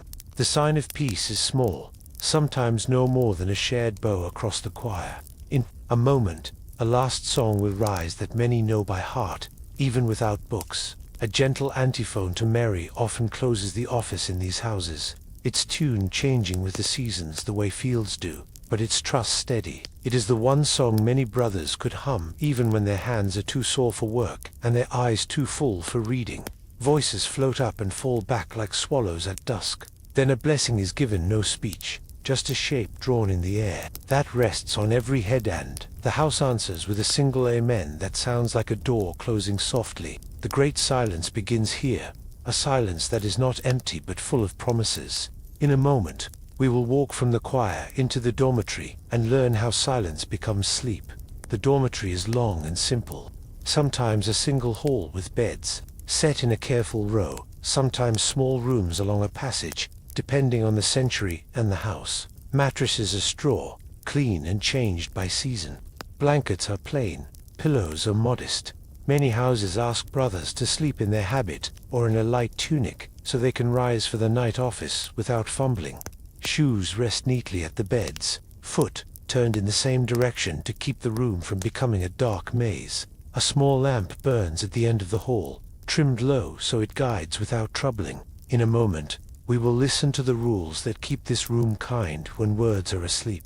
From Compline until morning's first bell, some say, until after prime the great silence keeps voices at rest, unless mercy asks otherwise. Signs grow fewer. 2. You do not tap a shoulder if you can wait.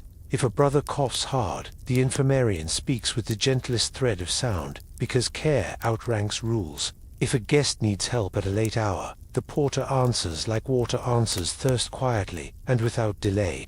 Otherwise, the monastery hears only the noises that belong to night, the beam that settles, the river if one runs near, the wing of an owl passing the cloister walk. In a moment, we will meet the man who keeps watch while others dream.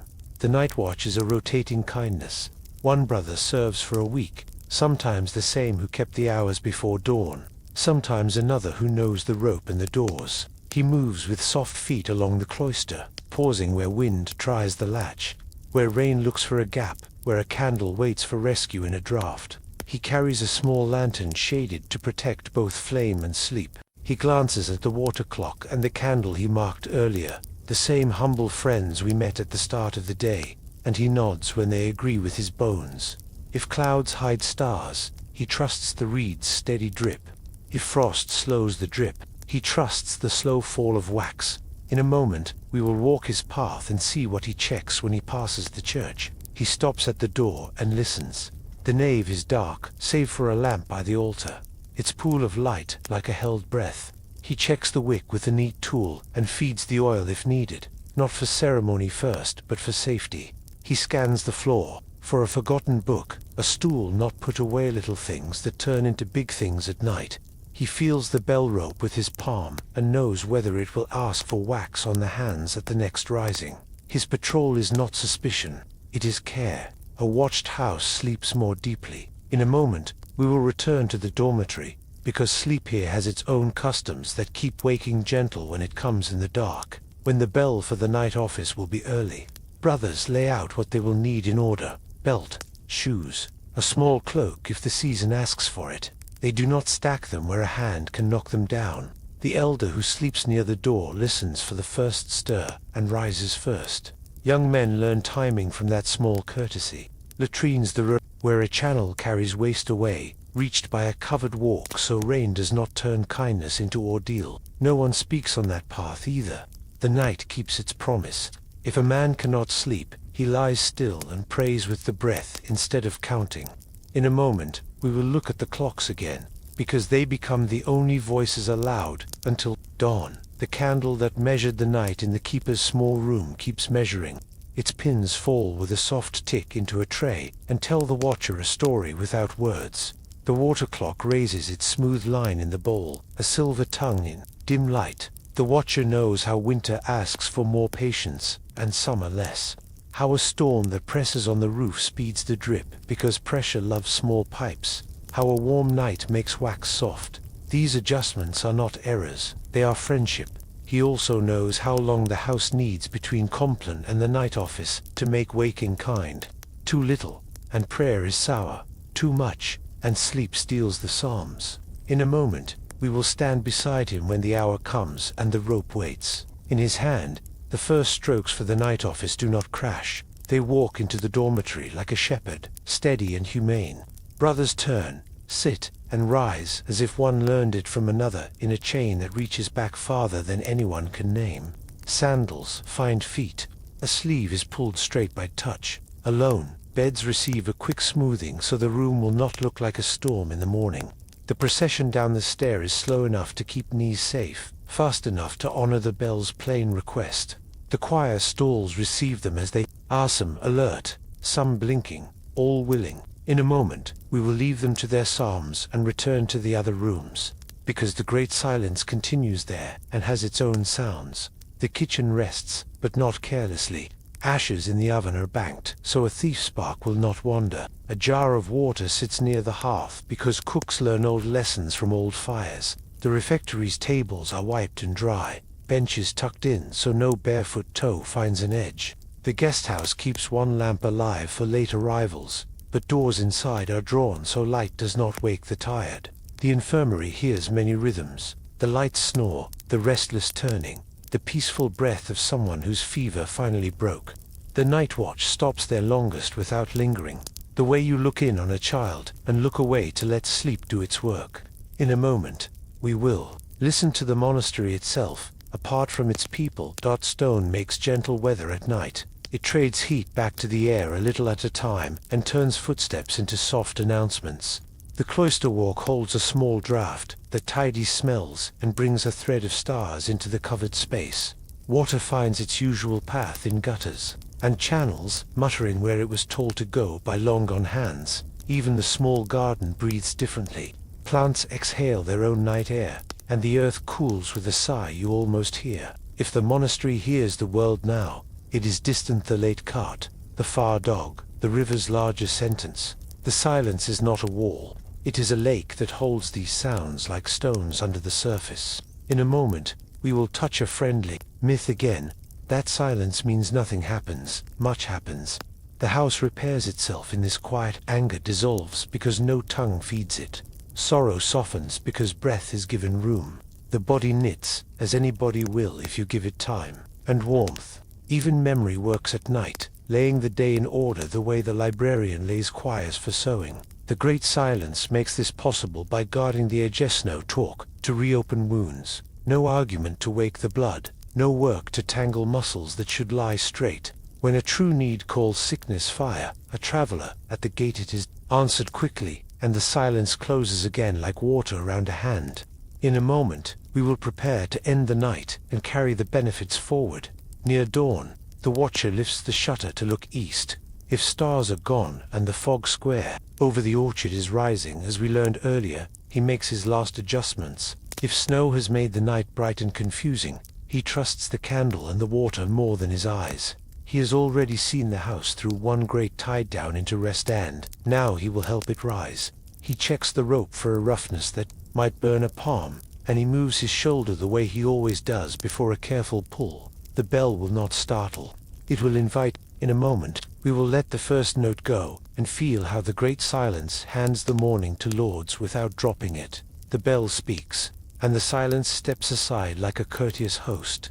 Brothers turn in their beds with no scurry, because they trust this voice. The last dreams that hung like cobwebs in the corners of the dormitory fold themselves into daylight. The house makes its little repair, straightening blankets, setting shoes, checking a lamp, and travels the same path we have already learned, down the stair, into the church, toward the basin, toward the words that call light in by the ear. If the sky is slow, Complin's blessing is still on their shoulders. The silence has kept it there. In a moment, we will carry one more detail with us into the final turn of our journey.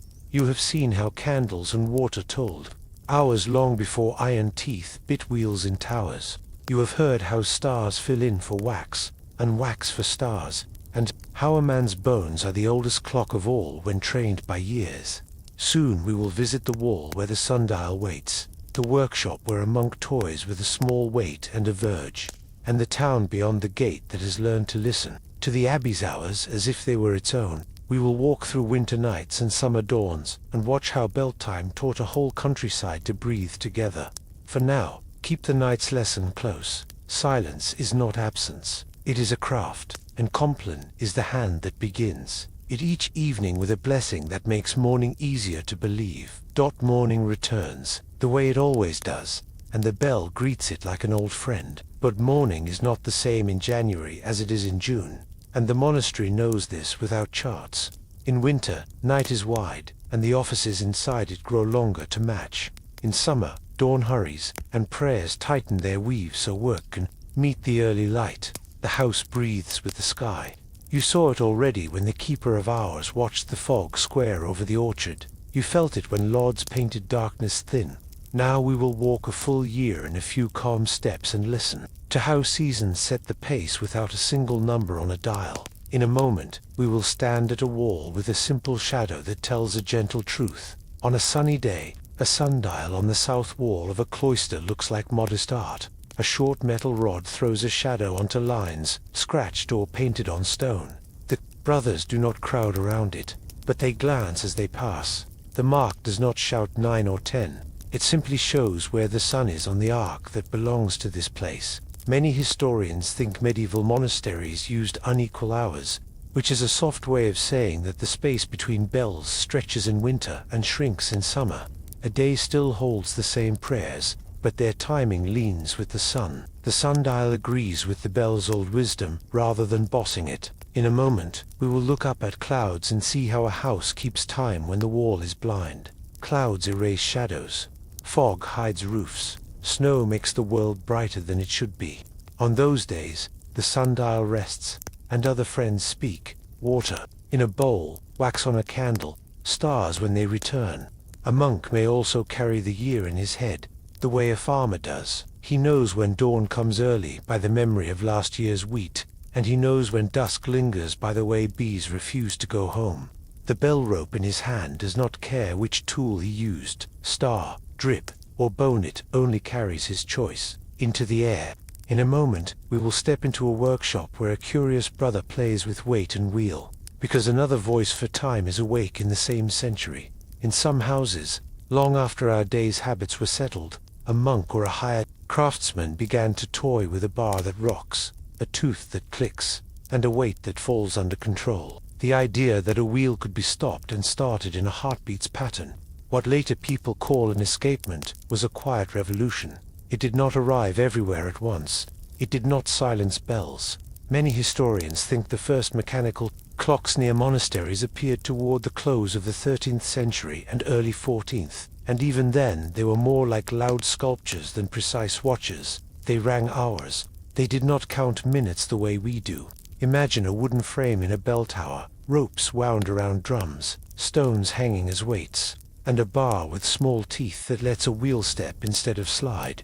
The clock is not a rival to the sacristan. It is a helper who never sleeps. It can pull the rope at set intervals, and the intervals can be tuned to the season if the keeper is patient and knows the screws. The sound that follows is still bronze against air. The machine does not replace the man who watched stars. It gives his back rest, and it lets the house keep the promise of a wake-up even when fog makes the sky forgetful. In a moment, we will step outside the wall and hear who else is listening. The town beyond the gate has been hearing the monastery's bells for years already. Market folk know when to bring carts by the sound that floats over fields. Bakers in the village match kneading to the abbey's lot. Smiths lift hammers after prime. Children run home when vespers begins. A curfew bell in some places tells fires to smolder and doors to close. The monastery did not set out to be the town's clock. It simply told its own story out loud, and neighbors learned the plot. Many historians think Bedtime trained countryside ears long before tower clocks tried to draw lines across the day. In a moment, we will watch how those lines changed the village without breaking the song. When a mechanical clock appears on a city gate or a church tower, people begin to talk about hour the way we do, as a slice of day that looks the same in December and June. But the bell still speaks first. It tolls noon for the market. It rings festivals that the town already keeps in its bones. It tells a smith to bank his fire and a mother to call a child. Numbers arrive slowly, like a polite guest. The change is less of a fight than we imagine. The bell teaches the clock to be public. The clock teaches the bell to be regular. Both keep the promise the monastery made. we will not leave you guessing. In a moment, we will open the gate again and watch a famine year and a feast year to see how the same bell means different kindnesses. Dut in a lean year, the almoner listens for the same signals we met at none and vespers, but his cupboard opens wider. The bell that once marked bread in the refectory now marks bread at the gate, and the town begins to shape its hunger around that hour. In a rich year, the same bell becomes a call to thanksgiving, a procession in the evening light that spins joy into order. Either way, the sound remembers to be calm. It does not turn famine into panic or feast into noise. The tone stays round, the strokes even. People trust evenness when the sky refuses to. In a moment, we will return to the sundial and follow its shadow into Advent, and then into long summer. As winter deepens, the shadow at midday stays low, and the spaces between bells grow like long, careful steps. Vigils, stretches, lauds, greets, a stubborn grey, and the warming room earns its name. The same wall will carry a taller, sharper shadow at midsummer. The hours between terce and sext will skip like stones, and the scriptorium will borrow morning's cool because afternoon will not share it. The bell does not argue with either season. It learns their language and translates it for the house. You felt this even in our one day together. The watchman's fingers understood wax in January and water in June. In a moment, we will let a small rumour step in and give it its proper size. Some imagine medieval bells were always clanging, always stern, always hungry for control. The lived sound is kinder. Bells had patterns the house could read at a distance. Slow pairs for night, brighter runs for day, clustered notes for emergencies. A wooden mallet on a board, sometimes used in the very early hours, so as not to wake neighbors, could take a bell's place when necessary. These choices say a simple thing: we want to wake who must wake. We do not want to jolt the world.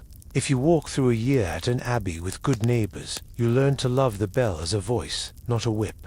In a moment, we will watch that voice crossed into craft in a new way. Clockmakers, hearing what monasteries had always done, began to build machines that could mimic a watcher with wax and water. They added faces so people could see what they had already learned to hear. Later, they added hands that could tell finer slices, then more gears, and eventually small springs that could walk around with you. Yet the shape of a day in many towns still follows the older bell. Work gathers after morning prayer, breaks around midday, resumes, and then rests as evening cools. Even factories in a later age used whistles and bells to pull human attention in the same old way, only louder and faster. It is a family resemblance, even if the family gets impatient. In a moment, we will bring this back to the monasteries. Quieter legacy. The gentlest legacy is not the number. It is the habit of listening together. When a bell called the house, it also called the baker over the hedge, the child on a path, the traveler who counted steps. People in the same valley learned to breathe at the same times. That taught them to share trouble with less chaos, and to share plenty with less pride. It made room for common silence and common music. Stand in a village square at dusk, and you might still hear three bells answer one another, not to compete, but to keep each other honest. The hour grows true by agreement, not by argument. In a moment, we will return to one monk and one rope, and ask him what he thinks of all this. He would smile, perhaps, and shrug. His job is the same in every century that lets him pull the rope. He watches a window and a reed. He listens to his bones, and he weighs the house's tiredness against the sky's blue. He does not worry whether the town beyond the wall calls. It's 7 or 8. He cares whether Louds meets dawn gently, and whether Vespers sets anger down. If a wait-hand wheel helper has joined him in the tower, he thanks it, and still checks the knot. The rope leaves a clean stripe on his palm that fades after breakfast. He would tell you that time is a guest in his house, not a master. In a moment, we will soften the picture with a modern analogy. Think of airplane mode on a phone late at night, or of a do not disturb sign slid onto a hotel door. These tiny acts are descendants of the great silence. Think of a school bell that calls children to rest eyes and run legs. It is a cousin to sext, breaking the morning. Think of a town carillon at noon on a market day, turning shoppers toward lunch. That is a grandchild of the sundial's shadow and the abbey's bronze. You carry both worlds now, numbers that split hair, and sounds that gather people. The monastery's gift was to keep the second alive long enough for the first to arrive without breaking everything. In a moment, we will look once more at seasons, because their patience will be our last teacher before we close. A year begins dark, grows light, and darkens again. The monastery does not try to iron this curve flat. It leans into it. Winter grants longer watches and more pages. Summer grants shorter nights and longer fields. Autumn asks for barns and shows. Spring asks for spades and hope. The bell does not force a straight line. It draws a neat loop, then another and another, until a life emerges with enough shape to be kind. You can live by that loop even now. If you choose wake with light, pause at noon, forgive by evening, sleep under a blessing. In a moment, we will gather what we have learned and set it down softly where you can reach it in the dark. You have heard stars, wax, water, and bronze speak. You have felt how a chant can find dawn that hides, and how a spoon can keep time with a page.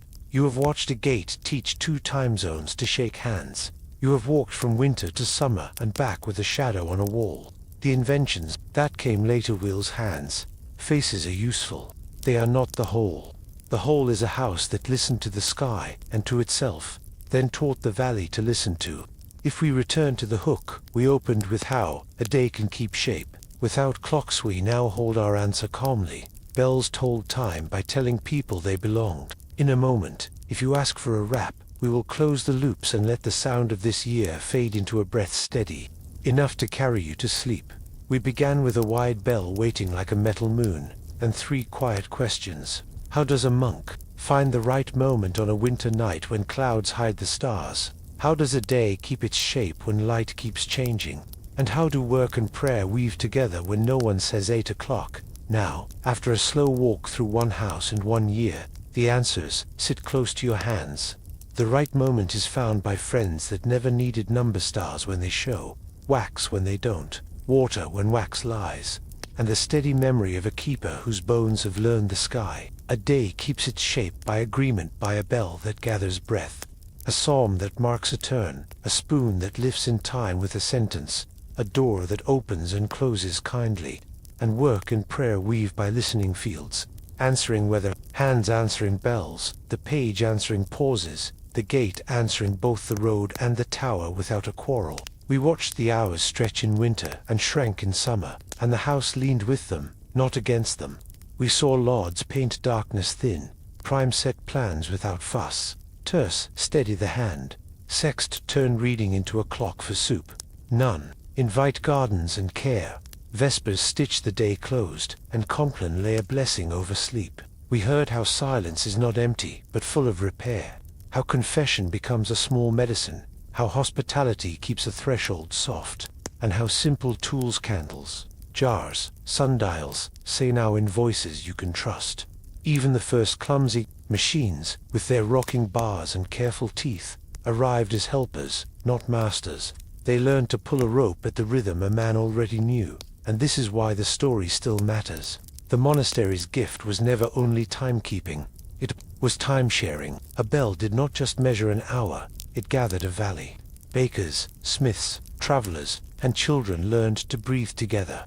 That habit lives in small ways even now. A school bell that gives eyes a rest, a phone set to quiet at night, a town carillon that nudges a market toward noon. You can borrow the old pattern if you like. Wake with light, pause at midday, forgive by evening, sleep under a blessing, and let your own day be shaped by listening instead of chasing. So let the bell in your mind speak once more, gentle and round. Picture the keeper of hours touching the rope, not to command the house, but to invite it into agreement. Picture the sundial's shadow, the water's quiet rise, the pin falling from a candle, the small sign for peace at the end of a corridor. The questions we opened with are answered by these simple things: attention, mercy, and rhythm. If you enjoy this pace, you can subscribe, and we will walk other old rooms the same way, with low voices and patient steps. For now, let the great silence learn your name. Let breath be your psalm, blanket your habit, and night your kind chapel. The bell has done its work, the house is at rest, and you can be too.